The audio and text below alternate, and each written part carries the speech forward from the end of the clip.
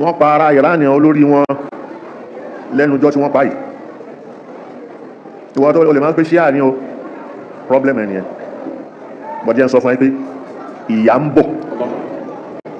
Nínú ẹ bá dùn bí wọ́n ti ṣe pa ẹni tí wọ́n pa yìí yẹ kó yẹ pé ìyà ń bọ̀. Ogun sì ń bọ̀. Ogun sì ń bọ̀. Ogun àgbáyé. Ogun àgbáyé.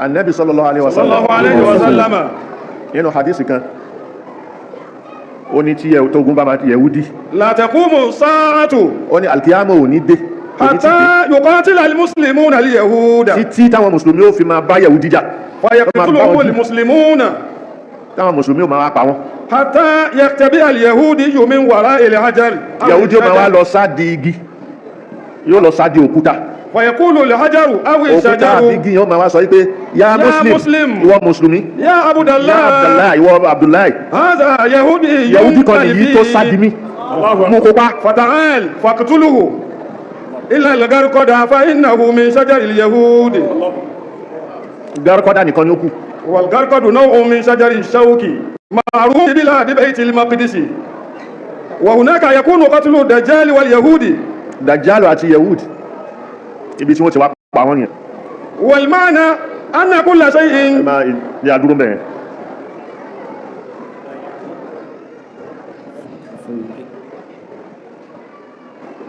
ọ̀rọ̀ ti débẹ̀ torí tí wọ́n ṣe tí wọ́n fi pa olórí Iran yẹn China ò ní dákẹ́ o tó mọ̀ tán pa olórí Iran yẹn China ò ní dákẹ́ Russia ò ní dákẹ́ Russia ò ní dákẹ́ North Korea kò ní dákẹ́ North Korea kò ní dákẹ́ Subhanallah. Subhanallah. Hasbunallahu wa ni'mal wakeel. Hasbunallahu wa ni'mal wakeel. Àmín. olórí Israel ìròyìn gbé pé wọ́n rí ìṣẹ̀lẹ̀ yẹn ṣẹlẹ̀ òun náà ti sá Germany ló sálùmù problem wọn nìyẹn ṣóun náà ara orúkún ara orú adìẹ nìyẹn adìẹ bà lókun ara orúkún ara orú adìẹ tó bá ti ẹ̀já pé nǹkan tá a rí sọ ní Tafseer lè yẹn òun ni ara nǹkan tá à ń wí nǹkan tá à ń kábọ̀ ara ẹ̀ nìyí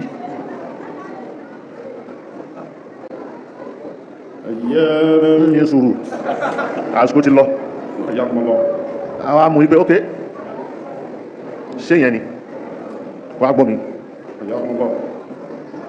ẹnìkan wà wọ́n ń pè ní Nostradamus wọ́n bí ní 1503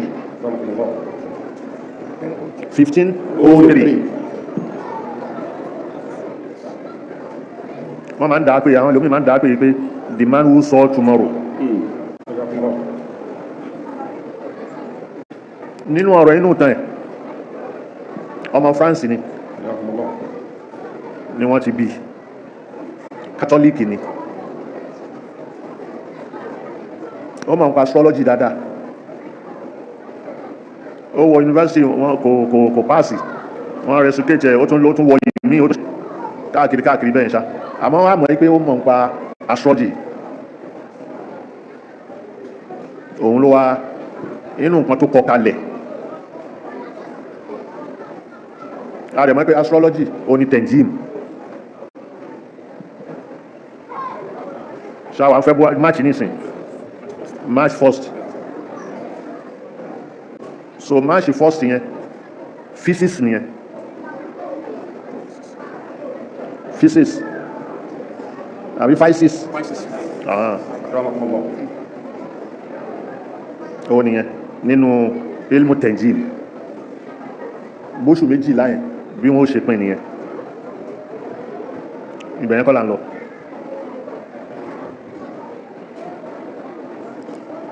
òun mọ gbogbo kìíní tó bá wípé ilmu tenjim bídíà ni wà rí mi bẹ̀wò tó máa ṣàǹfààní kàzábàlì munajjimun walau sadaku ìwọ tó ń sọ yẹn o tí ìmọ̀ kan tó ń sọ ni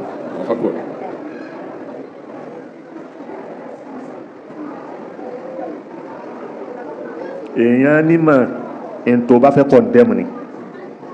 tó bá condemn tán wà nímọ̀ nípa ẹni. ẹni ọmọ ilmu tenjib ó wá ṣe ìwé in tí ó ṣẹlẹ̀ láyé ó ti predict ẹ̀ kalẹ̀,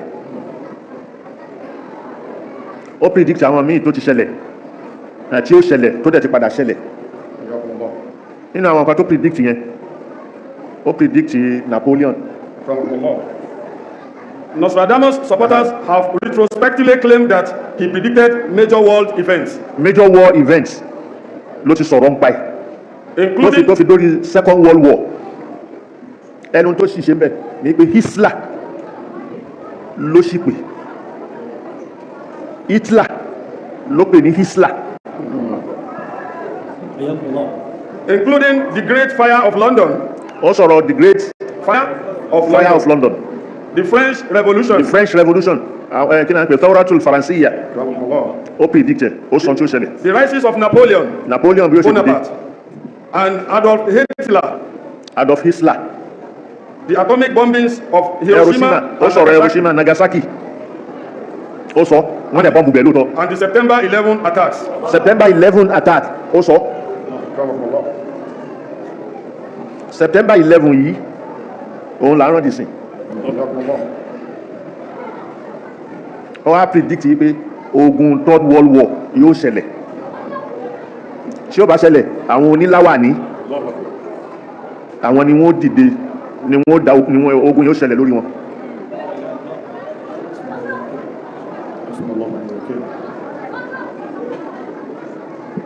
ìtorí ẹ̀ ni wọ́n ṣe ń mógun ti Iran níjọ́ tí Ayatollah Khomeini tó ti gbàjọba yẹn. ǹjẹ́ nǹkan tọkùnrin yìí ń wí kọ́ nìyí? àfi báwọn bá rí pàwọn pa. wọ́n rí Khomeini nípa Khamenei ni ó wá débẹ̀ wọ́n wá pa. Khamenei nìkan kọ́ yóò tún wá ẹlòmíì ó tún débẹ̀. tán rò ipá wọn ti pa Khamenei yẹn ó ti tán irọ́ ni o. oníláwà ní ìmí yóò tún dìde débẹ̀. ẹ̀rẹ̀ máa wo àwọn ṣíà yẹn àwọn tó ń wé láwà ní dúdú nínú wọn àwọn ni wọ́n ń pè ní alubait. láwà ní funfun ni wọ́n máa ń wé but àwọn tẹ bá rí láwà ní dúdú àwọn ni alubait, àwọn là fáwọn tó pè ní ayatollah.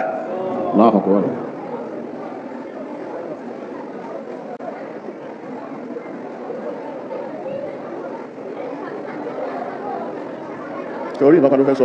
akramakumullah. ya ayyuhal ladhina amanu. má ti káyà. akramakumullah.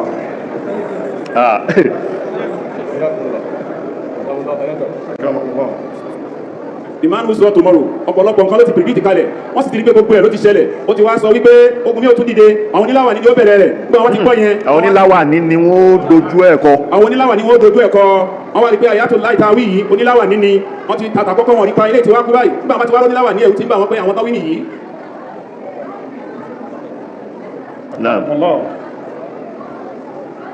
tí bàbá sọ fún wa ni pé káṣọ kan àwa mùsùlùmí káyé ara wa níyàkuyà káṣí ọ̀kan kásọ̀rọ̀ àdọ̀kan káyé pé eléyìí kèfèrí eléyìí ṣara wa ẹni bá ti bá wa kírun tí bá wa gbàgbé tí kàlù Kùránì ti ń lọ Mákà ìkan náà ni wá.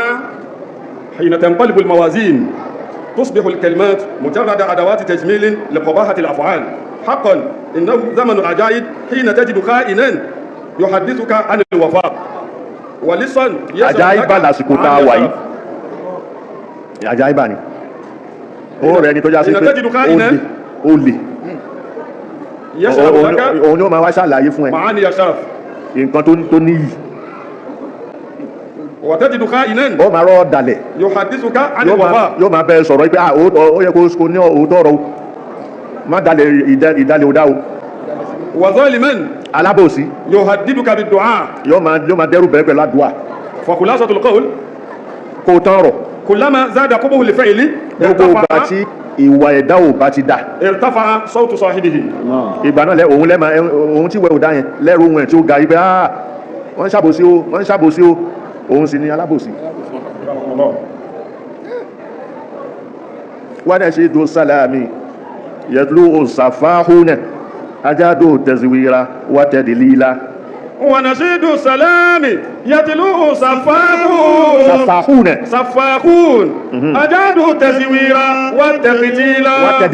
والتدليل àwọn tó perfect irọ́ àwọn tó perfect bá ti sọ̀yàn nù ṣe sọ èèyàn nù. àwọn tí ó máa wá kọrin àlàáfíà apààyàn ni wọ́n ti pààyàn tán kọ̀rọ̀ wọ́n wà bọ́ta wọ́n wà náwó àlàáfíà wọ́n máa wá pàgbọ́ àlàáfíà fún yín bẹ́ẹ̀ sì ni àwọn gan alápààyàn. Ajadu tẹ̀síwìrà wá tẹ̀sílílá. Tẹ̀síwìrù tán parọ́ wọ́n perfect ní ká parọ́. Wà tẹ̀dílílà kánú àwọn èèyàn wọ́n perfect bẹ́ẹ̀. Wọ́n máa sọ pé àlàáfíà fún yín o àlàáfíà dáadáa la mú wá fún yín o dáadáa la gbèrú fún yín o.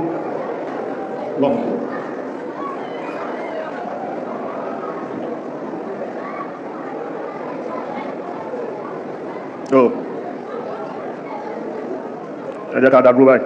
Ọ̀yá bá mi káyà. Ayyaman ma'dudat faman kana minkum maridan aw ala safarin fa iddatun min ayyamin ukhar wa 'ala alladhina yutiqunahu fidyatun ta'amu miskin faman tatawwa khayran fa huwa khayrun lahu وأن تصوموا خير لكم إن كنتم تعلمون أياما معدودات فمن كان منكم مريضا أو على سفر فعدة من أيام أخر وعلى الذين يطيقونه فدية طعام مسكين فمن تطوع خيرا فهو خير له وأن تصوموا خير لكم إن كنتم تعلمون أياما معدودات فمن كان منكم مريضا أو على سفر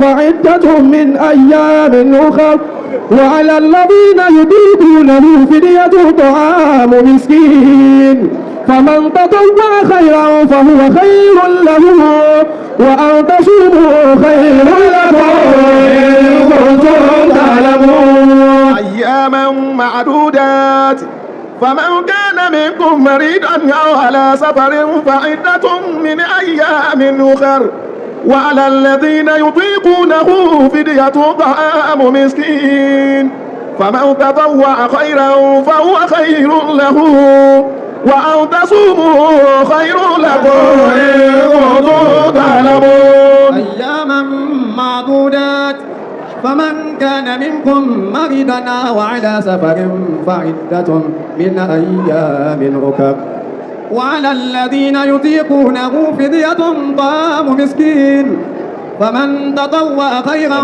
فهو خير له وأن تصوموا خير لكم إن كنتم تعلمون أياما معدودات فمن كان منكم مريضا أو على سفر فعدة من أيام أخر وعلى الذين يطيقونه فدية طعام مسكين فمن تطوع خيرا فهو خير له وأن تصوموا خير لكم إن كنتم تعلمون أياما معدودات فمن كان منكم مريضا أو على سفر فعدة من أيام أخر وعلى الذين يطيقونه فدية طعام مسكين فمن تطوع خيرا فهو خير له وأن تصوموا خير لكم إن كنتم تعلمون سبحان الله